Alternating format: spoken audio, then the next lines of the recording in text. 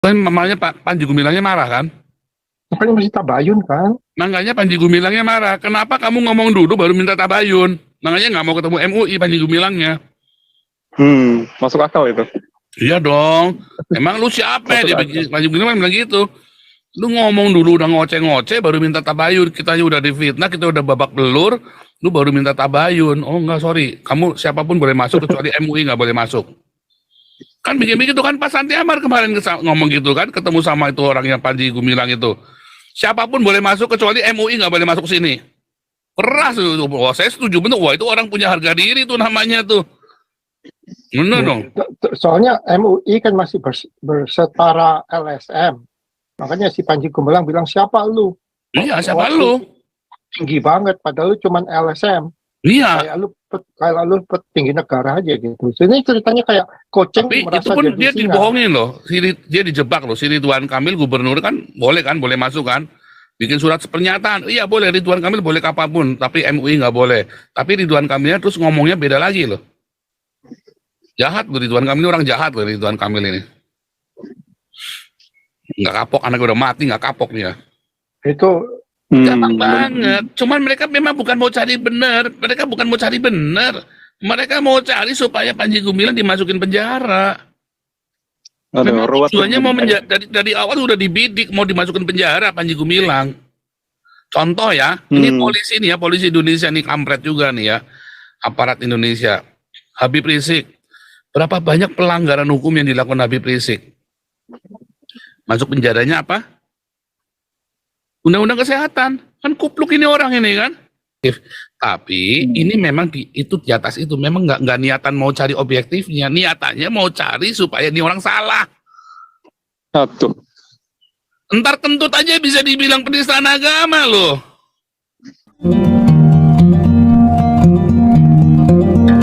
Silakan mikrofonnya. Halo. Nah, suaranya mantap. Iya, ini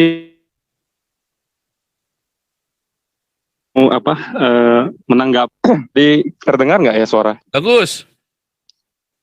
Iya, jadi kemarin kan ada yang bilang penyimpanan senjata itu ya di bunker ya. Ya. Nah, ini saya cuma mau kasih sejarah ya untuk bagi sejarah mereka untuk mereka juga. Jadi kalau kita ingat dulu di Irak itu kan desas-desusnya ada weapon of mass destruction yang ternyata walaupun itu isunya sudah kemana-mana tapi ternyata nggak ada. Tapi untuk mencari WMD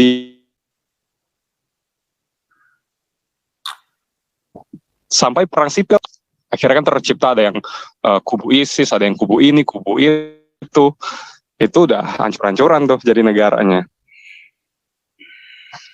Nah, kita kan juga nggak tahu kan di Al Zaitun itu apa benar ada senjata seperti itu apa enggak gitu loh. Jangan-jangan ini cuma isu aja. Itu udah pasti. Kita takutnya mereka jadi kita jadi takutnya kan mereka itu perang sipil cuma karena isu yang belum tentu benar gitu loh. Dan yang seremnya itu kalau mayoritas percaya bahwa isu ini benar. Padahal belum tentu. Dan yang paling ngeri menurut saya ekses dari ini ya, ekses dari masalah ini, karena ini pernah terjadi di Indonesia. Saya nggak tahu kalau Pastor Paul mungkin nggak tahu ya dari Jawa Tengah apa Jawa Timur, tapi menurut saya bukan Jawa Timur ya. Tapi kalau orang Jawa Timur mungkin tahu ini. Tahun 96 itu di Bondowoso apa situ Bondo ya saya lupa. Bondowoso itu yang NU dibakar sama NU kan gereja-gereja itu. Tahu juga berapa itu. Tahu nah, semua masalahnya di Indonesia saya ngikutin ya. Saya kan dulu aktivis. Iya, Pastor, betul. Itu kan sebelum tahun 98 loh itu, 96 kan? Dan itu internal mereka yang ribut, tapi ujung-ujungnya yang dibakar itu gereja. Dan orang Cina juga yang kena karena masalah internal. Dan kita kan nggak mau hal-hal kayak ini terjadi lagi gitu loh. Masa udah ada sejarahnya tertulis, kita bisa terulang lagi cuma karena masalah seperti ini gitu loh. Ya kalau mau ada pembuktian ya gampang aja, minta aja baik-baik, minta surat gitu ya. Dikasih surat dari kepolisian ngecek ada atau enggak. Kalau nggak ada ya nama baiknya harus dipulihkan. Kan kalau nggak salah kemarin ya jenderal siapa itu ya ada ngomong juga tuh, saya nonton cuplikannya itu. Kalau benar itu ada ya silahkan diproses, tapi kalau nggak ada itu harus dipulihkan loh nama baiknya. Muldoko itu. Bukan Pak, ini ada di sini kok. Pernah saya lihat di channel Galarua atau di Pak Ponto. yang hari Senin itu. Pak Pak Ponto, betul. Iya, dan dia menurut saya dia itu fair dan memang harus begitu gitu loh. Karena kalau nggak begitu nanti main salah-salahin begini ya kebiasaan dong jadinya. Bisa seenaknya gitu loh. Nah, itu aja sih yang saya mau bilang ya. Jadi harus hati-hati itu sama isu-isu begini. Karena belajar juga dari Irak. Di Irak kan dulu pernah begini.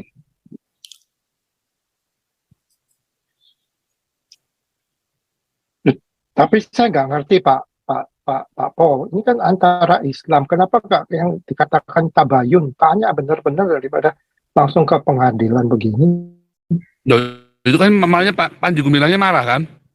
Makanya masih tabayun kan? Makanya Panji Gumilangnya marah. Kenapa kamu ngomong dulu baru minta tabayun? Makanya nggak mau ketemu MUI Panji Gumilangnya. Masuk akal itu. Iya dong. Emang lu siapa ya? Panji Gumilang bilang gitu.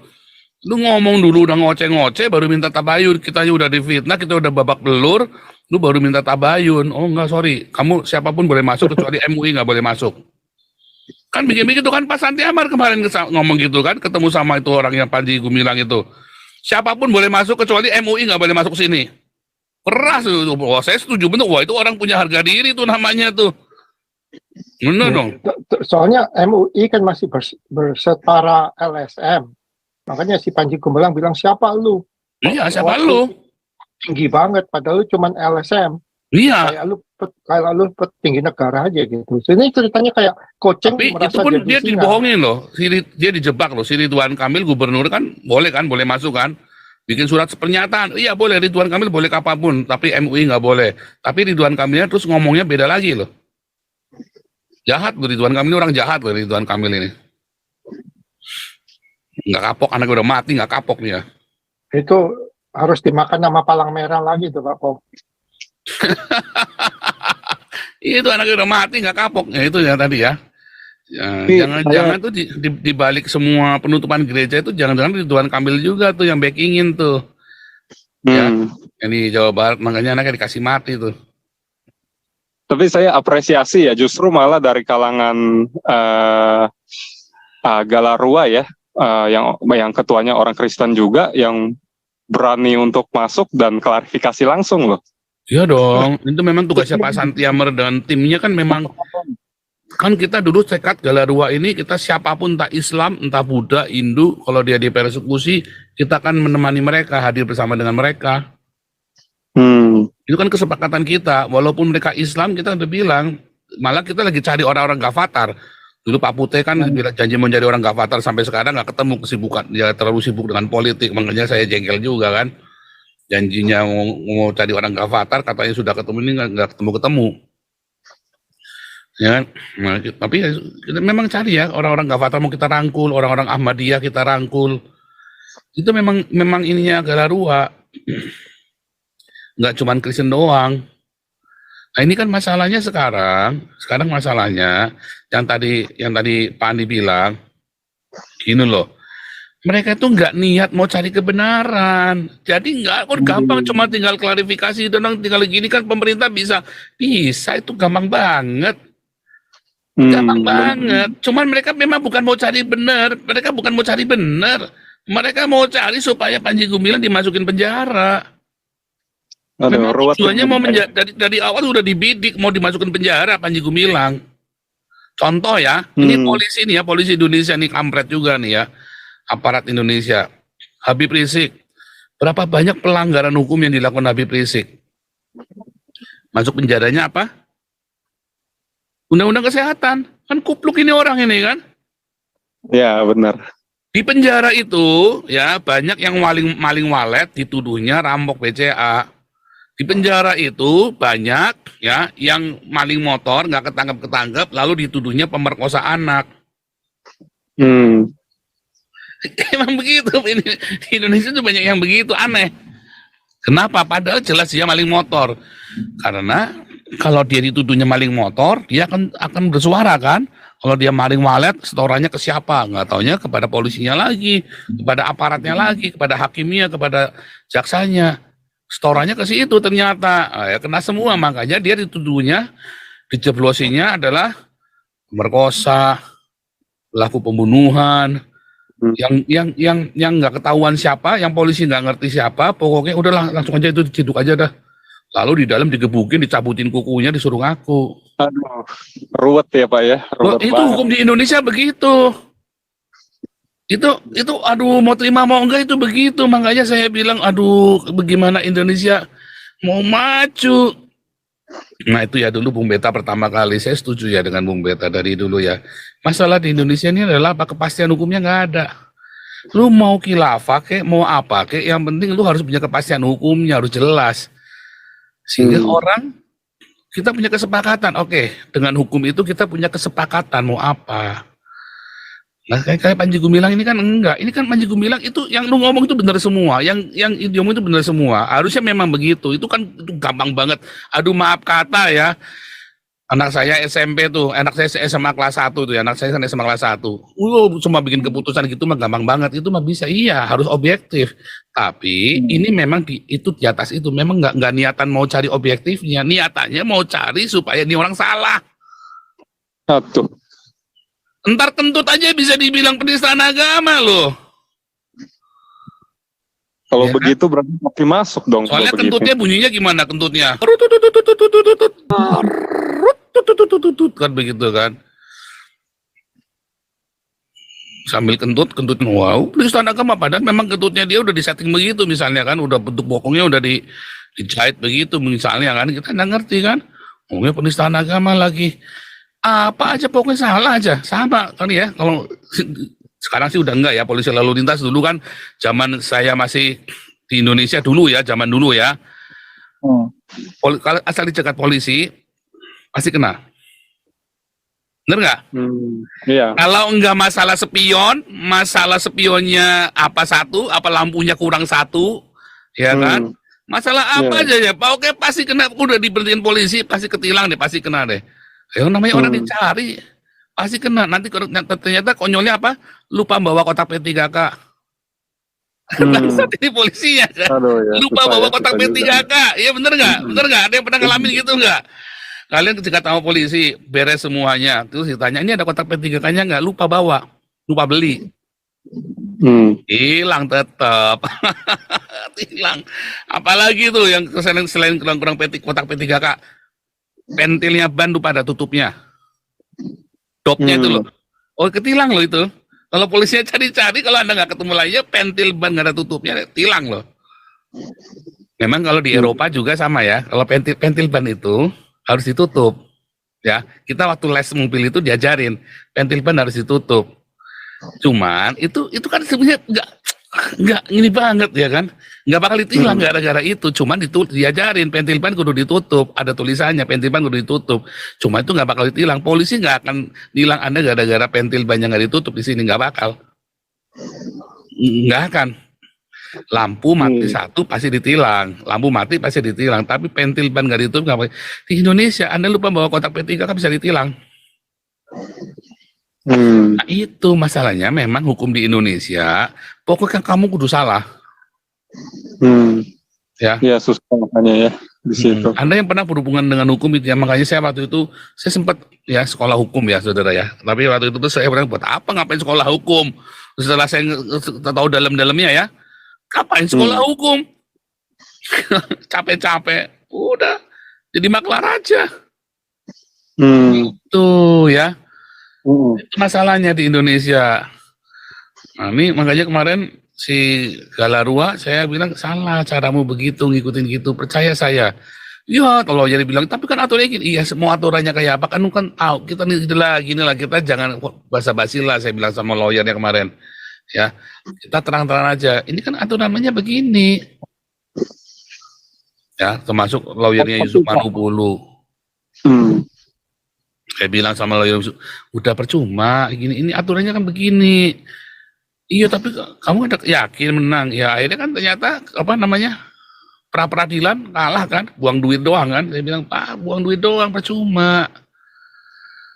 Nggak, udah 14 aja, malah ngelamain proses, kasihan Yusuf Manupulunya. Kalau gini kan tek udah setahun selesai, nggak usah dilawan. Kalau udah ketangkep, udah nggak usah cerita pinter-pinteran, udah nggak usah cerita siapa bener siapa salah. Ini kayak Panji Gumilang ini tersangka, udah karena memang sudah dibidik, harus salah dia, harus salah. Panji Gumilang ini pokoknya bener salah, kudu salah dia. Itu loh masalahnya. Silakan nggak tuh kalian punya pemerintah begitu tuh? Bingung loh. Kayak siapa ya? Aduh, sebenarnya kasusnya itu ya yang,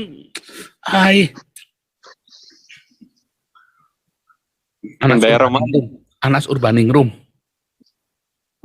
Ya kan salah bener kan kudu salah dia kan. Nggak mungkin nggak rapi lah. Coba contohnya lagi sama Kopi Sianida, Jessica Wongso itu kan. Iya, itu juga sebetulnya susah. Mungkin dia memang benar-benar salah, tetapi nggak ada terbukti sama sekali loh. Tidak ada buktinya loh. Mungkin dia benar-benar salah, mungkin si hakimnya punya indera ke-10 atau apa, kita nggak ngerti. Tapi kalau di Eropa itu nggak bisa masuk penjara. Karena tidak ada buktinya sama sekali. Dan sianida itu bisa muncul bukan cuman bisa muncul dari makanan yang membusuk. Ya, dari sampah-sampah yang membusuk itu, mungkin si bartendernya apa namanya nyucinya nggak bersih, ya, terus ketetesan air dari limbahnya itu sianida tuh bisa bikin mati tuh. Nah itu jadi yang hukum di Indonesia itu yang penting kamu kudu salah, ya udah salah, udah dikeroyok, kamu langsung dikeroyok, langsung dipersekusi di situ. Ya kalau perlu digebukin sampai kaing-kaing. Saya pernah ngelihat ya, itu ada tahanan digebukin sampai kaing-kaing supaya dia ngaku. Digebukin ya supaya dia ngaku, ada dia tanda tangan. Sudah selesai. Ayo gimana coba? Ini sama nih, kasusnya Panji Gumilang juga sama nih. Dipaksa pokoknya kudu salah. Dipaksa buat tersangka. Kalau sudah begitu nggak bakal lolos, kecuali dia, waduh, dengan segala macam perjanjian yang luar biasa. Wah, itu kasusnya Panji Gumilang bisa bayar miliaran itu dia. Bisa lolos, kemungkinannya kecil. Karena ada kepentingan 2024. Sulit. Tetapi bisa nggak bisa. Kalau semua influencer, ya, Cokro TV ini masih malu-malu nih. Cokro TV-nya masih malu-malu sih, nggak berani tegas, ya nggak berani ngomong sih. Ya, saya juga ngeliat Cokro TV juga jembatan juga nih ngeliatnya. Kan sudah diinterview berkali-kali itu kan, sama Cokro TV itu, sama si Inong apa siapa itu, Nong. Tapi nggak berani teriak. Nggak berani teriak. Karena mereka tahu ada kepentingan. Nah itu tadi mereka itu bermain sih Cokro TV-nya. Kalau nggak mau melihat sesuatunya dengan jelas, dengan clear begitu loh. Ya kan? Oke, lanjut nih, siapa nih? Pak Santi Amar dulu deh nih, kasih. Kau bilang kau menang debat,